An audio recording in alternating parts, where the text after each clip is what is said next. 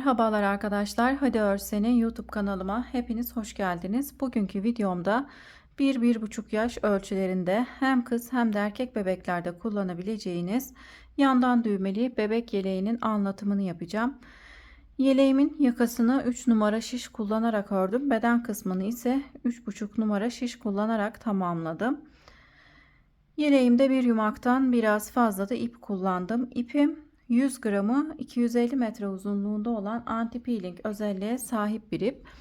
Bu renkte örmek isterseniz de renk kodu K571.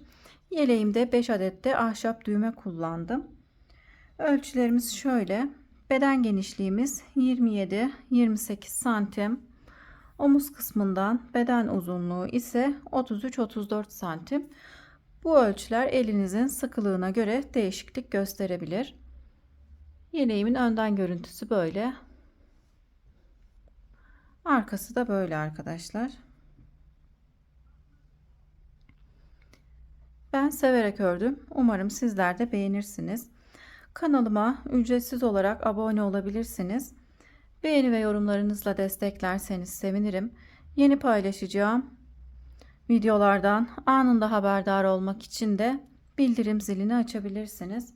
Hazırsanız şimdi yeleğimizin yapılışına geçelim. Herkese kolay gelsin. Yeleğimize 3 numaralı şişe 82 ilmek atarak başlıyoruz. Yakasını 3 numara şişle ördükten sonra beden kısmını 3,5 numaralı şişle örmeye geçeceğim. 82 ilmeğimi 3 numaralı şişe attım. İlk ilmeği ters olarak örüyorum. Diğer ilmekleri de ters olarak örüyorum.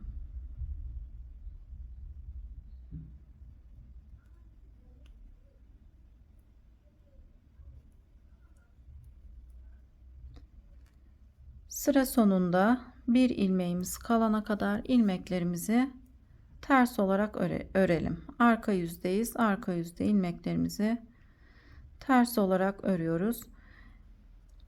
Yakası için 3 haroşa sırası öreceğiz. Haroşamı her iki yönde de tersten örüyorum. Şimdi sıra sonunda bir ilmeğim kalana kadar ilmeklerimi ters olarak örüp geleceğim.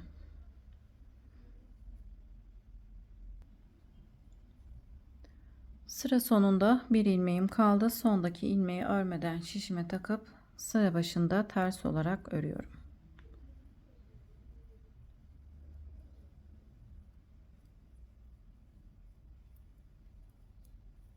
Ön yüzdeyiz. Ön yüzde de ilmeklerimizin tamamını ters olarak örelim.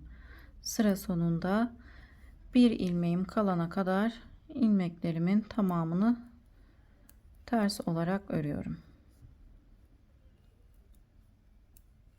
Yeleğimizin yakasını 3 haroşa sırasına tamamladıktan sonra ayrımlarımıza geçeceğiz.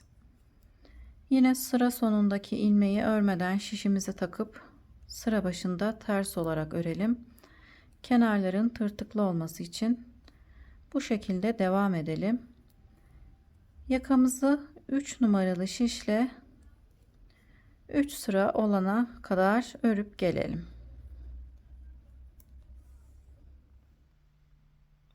Yakamızı 3 numara şişle 3 haroşa sırasına tamamladım. Şimdi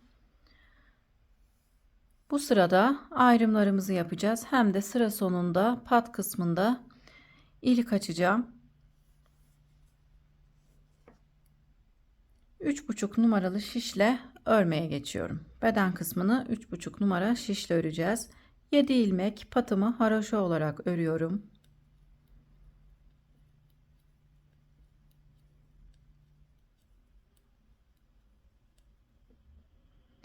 Yedi ilmek ördükten sonra bir ilmek artırma yapıp kolda olan ilmeklerimizi öreceğiz.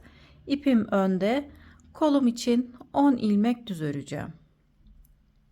1 2 3 4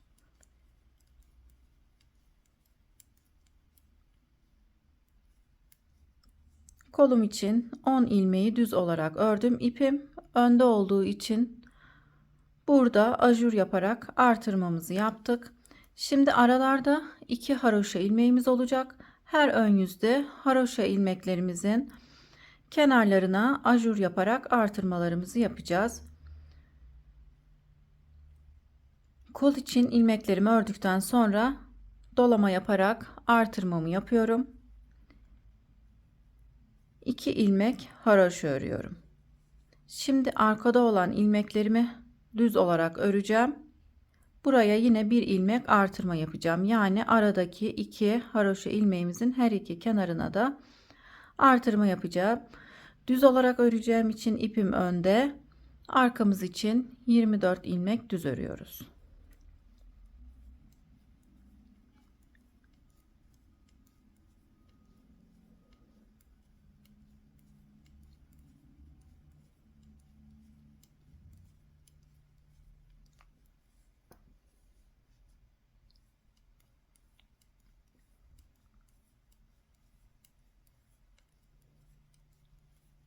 Yirmi iki, 23, 24. Arkamız için 24 ilmeğimi düz olarak ördüm. Yine dolama yaparak artırmamı yapıyorum. Aradaki 2 haroşa ilmeğimi örüp yine sol kenarına da bir ilmek artırma yapacağım. Şimdi ipim önde, kolda olan ilmeklerimi düz olarak öreceğim. 10 ilmek düz örüyoruz. İpim önde olduğu için buraya ajur yaparak artırmamı yaptım. 1 2 3 4 5 6 7 8 9 10. Kolum için 10 ilmek düz ördüm. Yine dolama yaparak artırma yapıp 2 ilmek haroşa örüyorum. Yine ipim önde duracak. Yine 2 haroşamızın sol tarafına da ajur yaparak artırmamızı yapacağız. Önümüz için 18 ilmek düz öreceğim. Bu sırada model kurmuyoruz. Bir sonraki ön yüzde modelimizi kuracağız. Önümüz için 18 ilmek düz örelim. Yine ipim önde olduğu için buraya bir ilmek ajur yaparak artırmamı yapıyorum. 1 2 3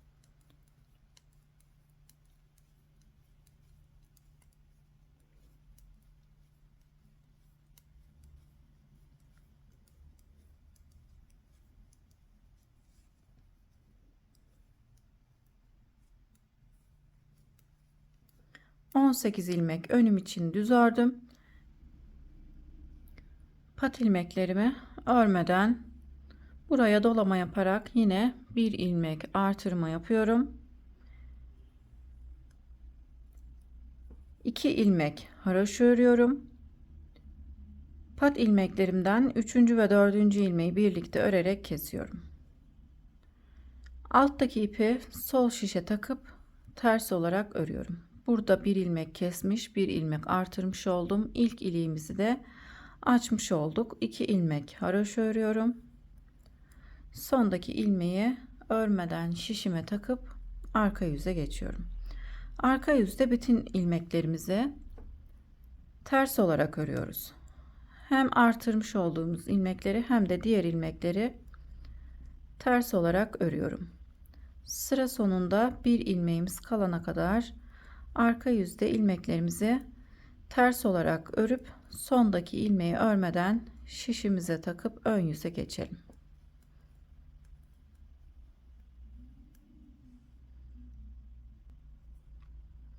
Arka yüzü tamamladım. İkinci artırma sırasındayız. Pat ilmeklerimizi haroşa olarak örelim. 7 ilmek patımızı ördükten sonra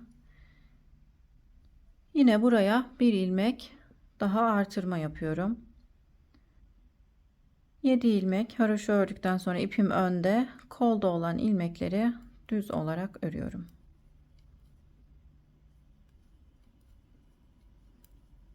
Bir önceki sırada kolumuz için 10 ilmek düz örmüştük. Bu sırada 12 ilmek düz örüyoruz. 2 4 6 8 10 12 artırmamı yaptıktan sonra 12 ilmek düz ördüm. İpimi öne alıp dolama yapıp arada olan 2 haroşa ilmeğimi haroşa olarak örüyorum. 2 haroşa ilmeğimizin her iki kenarına artırmamızı yapıyoruz. İpim önde. Şimdi arkada olan ilmeklerimi düz olarak örüyorum. Yine buraya bir ilmek ajur yaparak artırma yapmış oluyorum.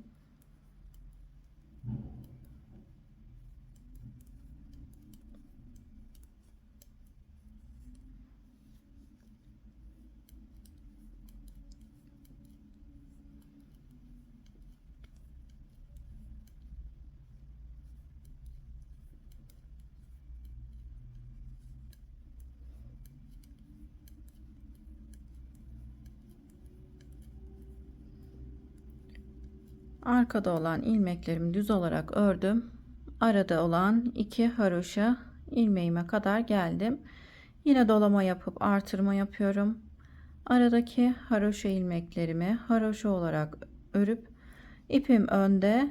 Şimdi kolda olan ilmeklerimi düz olarak öreceğim. İpim önde olduğu için yine buraya ajur yaparak artırmamızı yapmış oluyoruz.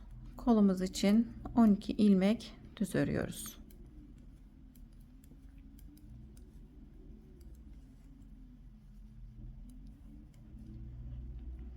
Kolda olan ilmeklerimi düz olarak ördüm. İpimi öne alıp dolama yaparak artırma yapıp 2 ilmek haroşa örüyorum.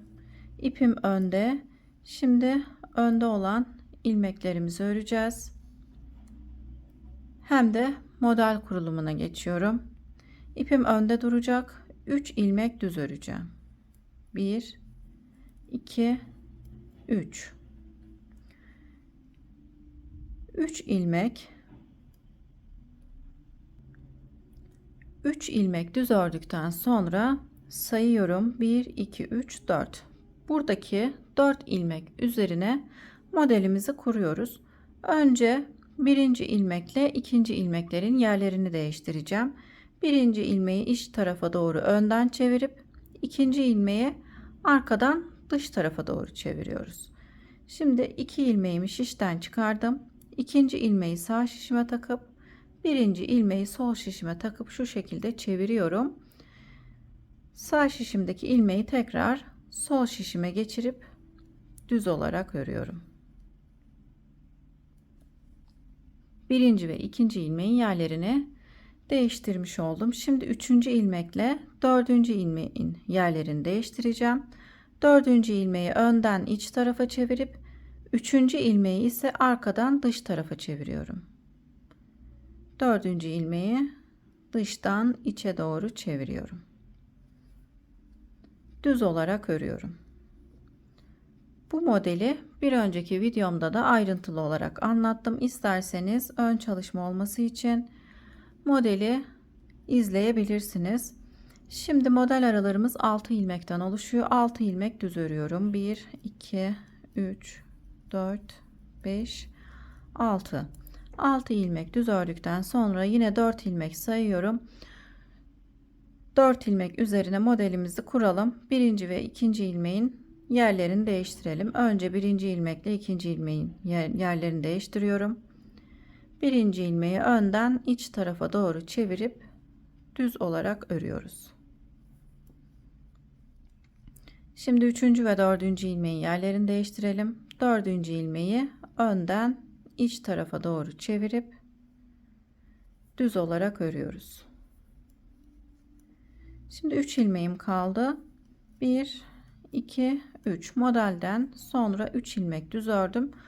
Burada da artırmamızı yaptıktan sonra modelden önce 1 2 3 ilmek düz örmüştük.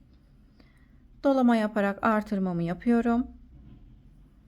Pat ilmeklerimizi haroşa olarak örüp sıramızı tamamlıyoruz. 7. ilmeği örmeden şişime takıp arka yüze geçiyorum. Arka yüzde ilmeklerimizin tamamını ters olarak örüyoruz. Sondaki ilmeği örmeden şişimize takıp ön yüze geçelim.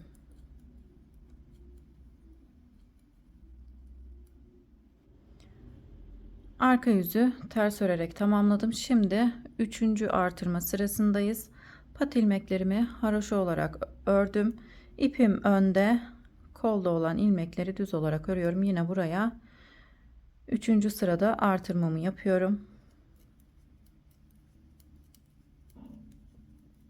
Aradaki 2 haroşa ilmeğimize kadar ilmeklerimizi düz olarak örüyoruz. 2 haroşa ilmeğime kadar geldim. İpimi öne alıp dolama yaparak artırmamı yapıyorum.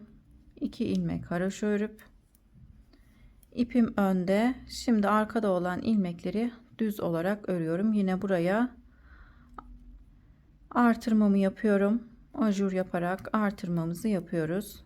Aradaki 2 ilmeğimizin hem sağına hem de soluna artırmalarımızı yapıyoruz. Her ön yüzde.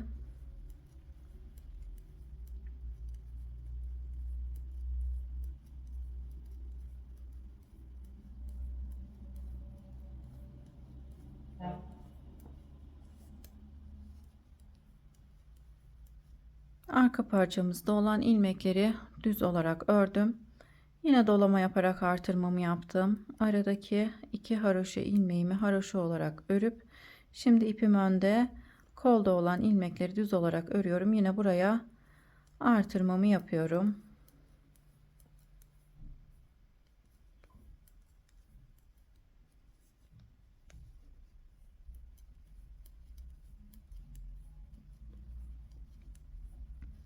Kolda olan ilmeklerimi düz olarak örüp dolama yapıp artırmamı yaptım. 2 ilmek haroşa olarak ördüm. İpim önde. Şimdi modelimizin 3. sırasındayız. Modelimiz 4 sıradan oluşuyor. 1. sırasında ilmeklerimizin yerlerini değiştirdik. 2. sırasını arka yüzde ters olarak ördük. Şimdi ön yüze geçip modelin 3. sırasını öreceğiz. İpim önde. 1 2 3 4 ilmek düz örüyorum. Yine buraya 1 ilmek artırmamı yaptım. Arada olan 2 haroşa ilmeğimizin hem sağına hem de soluna her ön yüzde artırma yapıyoruz. Modelimizin 3. sırasında 2. ve 1. ilmeğin yerlerini değiştireceğiz. 2. ilmeğimizi önden sağ tarafa çevireceğiz. Bu defa tam tersi işlemi yapıyoruz. Yine ilmekleri düz olarak örüyoruz. Model hem çok basit hem de gösterişli, güzel bir model. 3. ve 4. ilmeğin yerlerini değiştireceğiz. 3. ilmeği önden sol tarafa doğru çeviriyoruz bu defa. Modelin 3. sırasında 3. ilmeği önden sol tarafa doğru çevirip 4. ilmeği ise iç tarafa doğru çevirip düz olarak örüyoruz. Yine 6 ilmek model arasını düz olarak örüyoruz.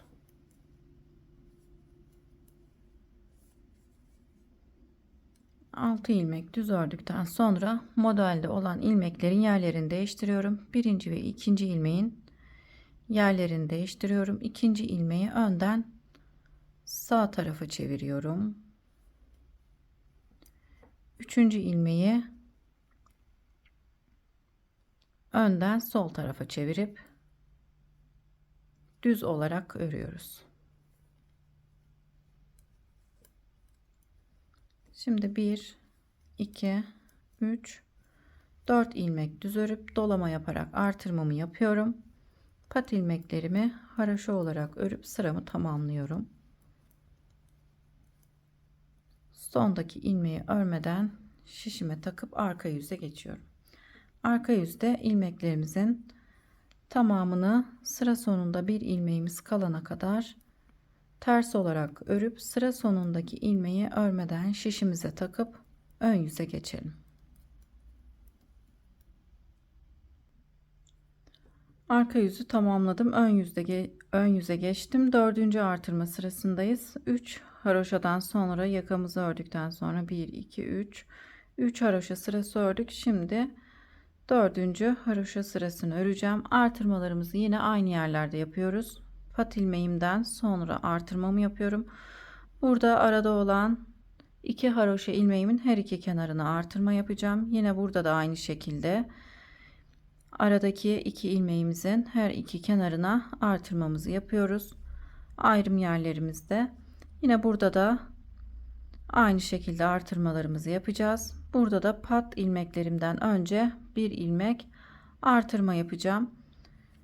Artırmalarımızı aynı yerde yaparak bir sıra ön yüzde düz, bir sırada arka yüzde ters öreceğiz. Modelden sonra 2 sıra örmüş olacağız. Model aralarımız 2 sıradan oluşuyor arkadaşlar. Şimdi bir sıra ön yüzde düz, bir sırada arka yüzde ters olarak örüp gelelim. Modelden sonra bir sıra ön yüzde, bir sırada arka yüzde düz ördüm arkadaşlar. 1 2 3 4 5 5. haroşa sırasındayız. Ön yüzde örerek ön parçaya kadar geldim. Aradaki 2 haroşa ilmeğimi ördüm. Şimdi modelde kaydırma yapacağız. İki modelin ortasına ve kenarlarına modelimizi uygulayacağız. İlmek sayım arttığı için de misinalı şişe geçtim. 2 haroşa ilmeğimi ördükten sonra ipim önde, bir ilmek düz örüyorum. Şu şekilde modeli sayıyorum. 1 2 3 4. Modelden sonra bir ilmek sayıp 4 ilmek üzerine modelimizi kuracağım. Birinci ve ikinci ilmeğin yerlerini değiştiriyorum. Birinci ilmeği önden iç tarafa çevirip düz olarak örüyorum. 2 ilmek haroşayı ördükten sonra bir ilmek artırma yapıyoruz. Bir ilmek düz örüyoruz.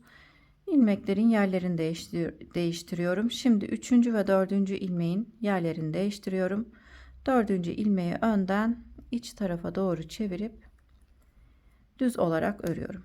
Şimdi 6 ilmek düz örüyoruz. Model aralarımız 6 ilmekten oluşuyor. 2 3 4 5 6 ilmek düz ördüm.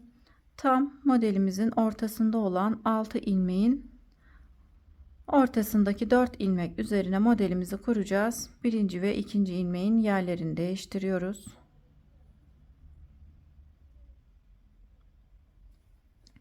Düz olarak örüyoruz. Şimdi 3. ve 4. ilmeğin yerlerini değiştiriyorum. Düz olarak örüyorum. 6 ilmek düz örüyoruz. 1 2 3 4 5 6. Model aralarında olan 6 ilmeği sizler istediğiniz gibi ayarlayabilirsiniz. Şimdi yine 4 ilmek üzerine modelimizi kuralım. Birinci ve ikinci ilmeğin yerlerini değiştirip düz olarak örelim. Üçüncü ve dördüncü ilmeğin yerlerini değiştirip düz olarak örelim. Önce 2 model yaptık. Bu sırada ise 3 model yapmış olduk. Bir ilmek düz örüp dolama yaparak artırmamı yaptım.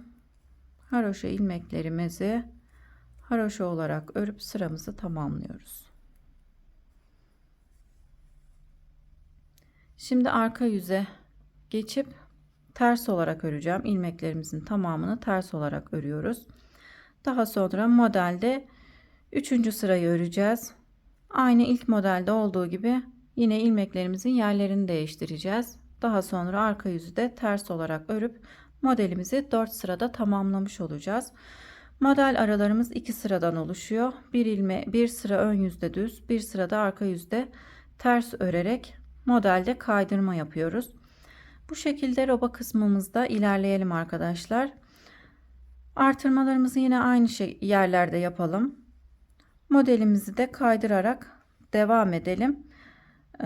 Beden genişliğimiz istediğimiz genişliğe gelene kadar örüp gelelim. Robomu istediğim uzunluğa gelene kadar ördüm. 17 artırma sırası ördüm arkadaşlar. 12 haroşa sırasında bir de iliklerimizi açtım. Şimdi kol için 3 haroşa sırası öreceğiz. Yine artırmalara devam edeceğiz. Toplamda 20 artırma sırası olduktan sonra beden kısmını örmeye geçeceğiz. Önümüze modeli ise Önce 2 model yaptık. Daha sonra 3 model. Sonra tekrar 2 model yaptım. Kenardaki ilmek sayımıza göre modeli ayarladım. 3 model, 4 model ve 5 model olarak ön parçada modelimiz bu şekilde devam etti. Şimdi kol için haroşa örmeye geçiyorum. Yine artırmalarımız aynı yerlerde devam edecek. 7 ilmek pat ilmeğimi haroşa olarak ördükten sonra dolama yaparak artırmamı yapıyorum. Kolda olan ilmekleri haroşa olarak örüyorum. Haroşamızı her iki yüzde de tersten örüyorum. Ön yüzde haroşa olarak örmeye geçiyoruz. Ayrım kısmına kadar ilmeklerimizi haroşa olarak örelim. Ayrım kısmına kadar kolda olan ilmeklerimi haroşa olarak ördüm. Yine dolama yaparak artırmamı yapıyorum. 2 ilmek haroşa örüp ipim önde. Şimdi arkada olan ilmekleri düz olarak örüyorum. Yine ayrım kısmına kadar ilmeklerimizi düz olarak örelim. Arkada olan ilmeklerimi düz olarak ördüm. Ayrım kısmına geldim.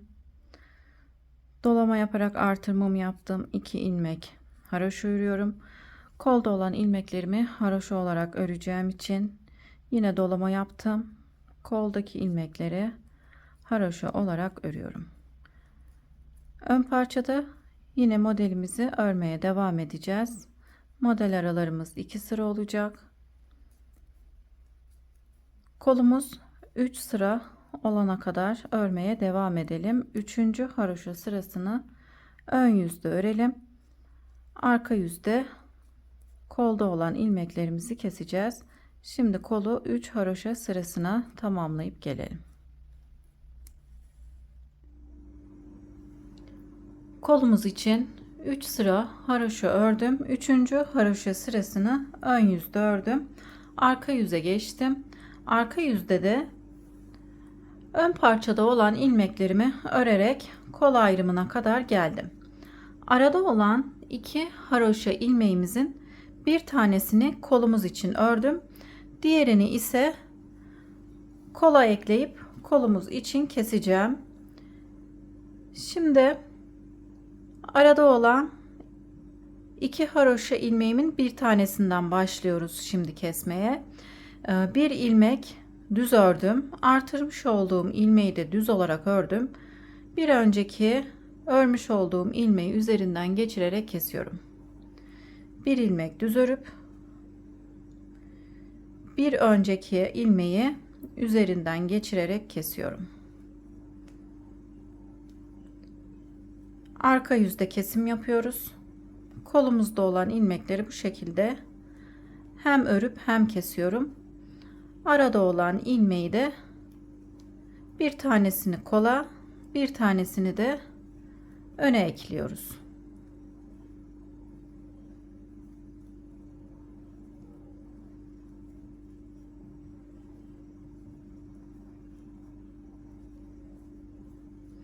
İlmeklerimizi çok sıkmadan, çok da gevşek bırakmadan keselim arkadaşlar. Yine arada olan 2 haroşa ilmeğimizin bir tanesini keseceğiz. Diğerini arka parçaya ekleyip öreceğiz arkadaşlar. Bu kısma kadar ilmeklerimizi keselim. Kol için kesimlerimi yaptım. Arada olan haroşa ilmeklerime kadar geldim. Şimdi bu ilmeğimi de keseceğim arkadaşlar.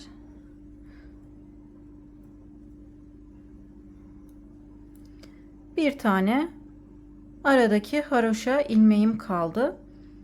Bir önceki sırada artırmış olduğum ilmeğin yanında bir ilmek kaldı. Ön parçamızda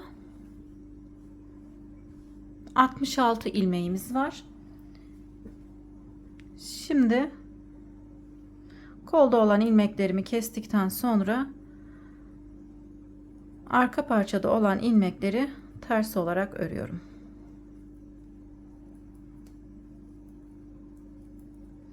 İlmeklerimizi yine ayrım kısmına kadar ters olarak örelim. Kol ayrımına kadar geldim. Aradaki 2 haroşa ilmeğin bir tanesini arka bedenim için ördüm. Arka bedenimde toplamda 66 ilmeğim oldu. Şimdi arada olan 2 haroşa ilmeğimizin bir tanesini kolumuz için keseceğim. İlmeği düz olarak ördüm. Bir ilmek daha düz olarak örüp bir önceki ilmeği üzerinden geçirerek kesiyorum. İlmeklerimizi diğer kolda olduğu gibi hem örüp hem kesiyoruz.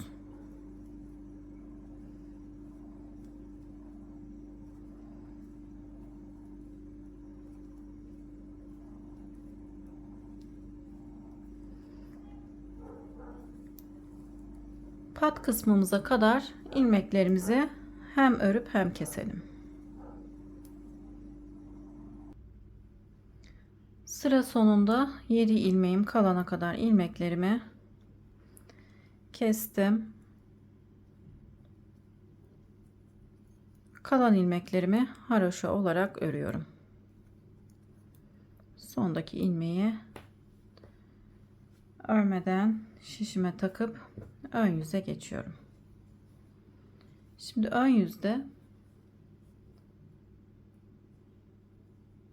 kenar pat ilmeklerimizi haroşa olarak örüyoruz.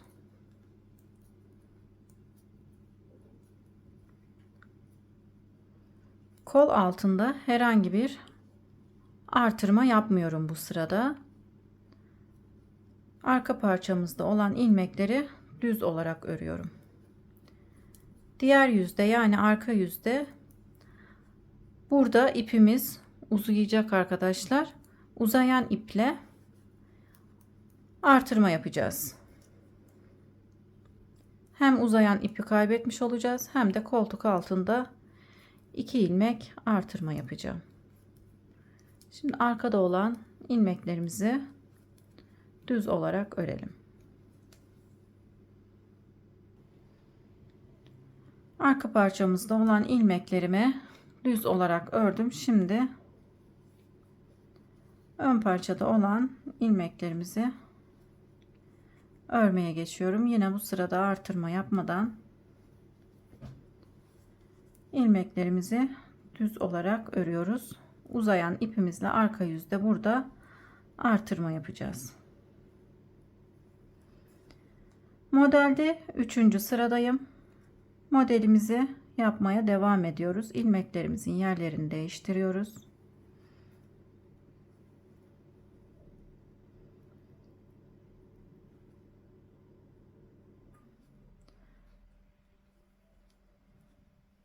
Ön bedende beden boyu kadar model yapacağız arkadaşlar.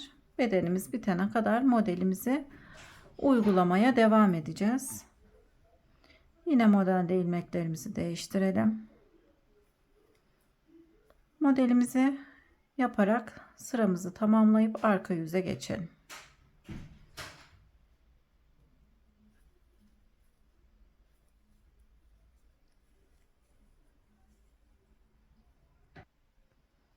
Modelimi yaparak sıra sonunda 7 haroşa ilmeğim kalana kadar ördüm. Normalde burada artırma yapıyorduk. Artık artırma yapmadan haroşa olan ilmeklerimi haroşa olarak örüyorum. Şimdi arka yüze geçiyorum. Arka yüzde ilmeklerimizi ters olarak örüyoruz.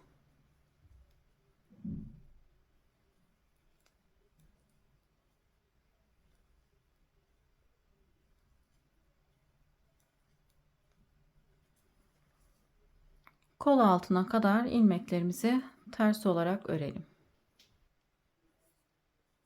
Kol altına kadar ilmeklerimi ters olarak ördüm. Şimdi burada uzayan ipimle bir ilmek artırma yapıyorum. Artırmış olduğum ilmeği ters olarak örüyorum. Şu şekilde sol şişime takıp artırmış olduğumuz ilmeği ters olarak örüyoruz.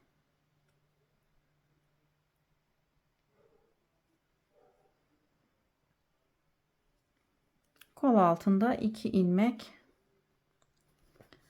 artırmış oldum.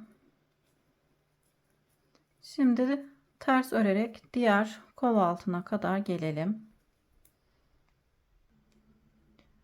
Diğer kol altına kadar ilmeklerimi ters örerek geldim. Yine burada uzayan ipimizle artırmamızı yapalım. Sol şişimi dolayıp ters olarak örüyorum. Tekrar bir ilmek daha artırma yapıyorum. Sol şişime dolayıp ters olarak örüyorum.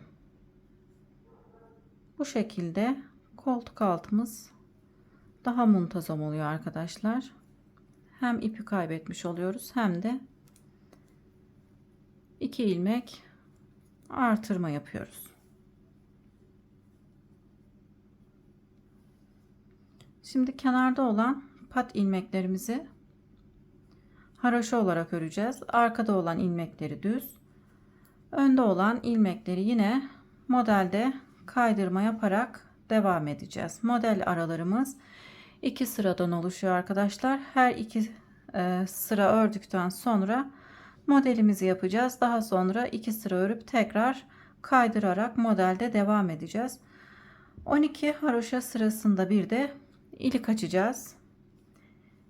2 tane iliğimizi açmıştık zaten. 12 haroşa sırasında bir iliklerimizi açalım.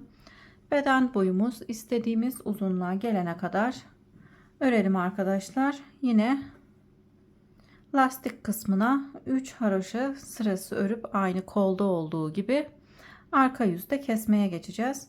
Şimdi beden boyumuzu istediğimiz uzunluğa gelene kadar örelim. Yeleğimizin beden kısmını tamamladım. Lastik kısmı için 3 haroşa sırası ördüm. 3. haroşa sırasını ön yüzde ördüm. Arka yüze geçip kesimlerimizi yapacağız. İlk haroşa sırasından sayarsak toplamda 55 sıramız oldu. 12 haroşa sırasında bir de iliklerimi açtım. Toplamda 5 tane iliğimiz var. Şimdi arka yüze geçip kesimlerimizi yapalım.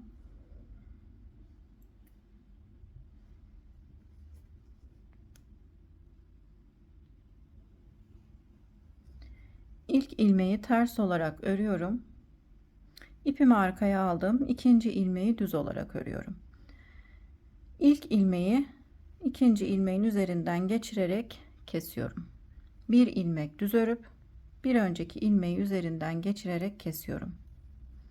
Bir ilmek düz örüyorum. Bir önceki ilmeği üzerinden geçirerek kesiyorum. Kesimlerimizi bu şekilde hem örüp hem keselim. Bütün ilmeklerimizi kesip yeleğimizi tamamlayalım.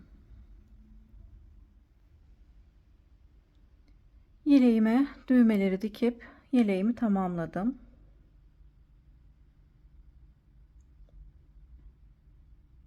Yeleğimize bir de yakından bakalım.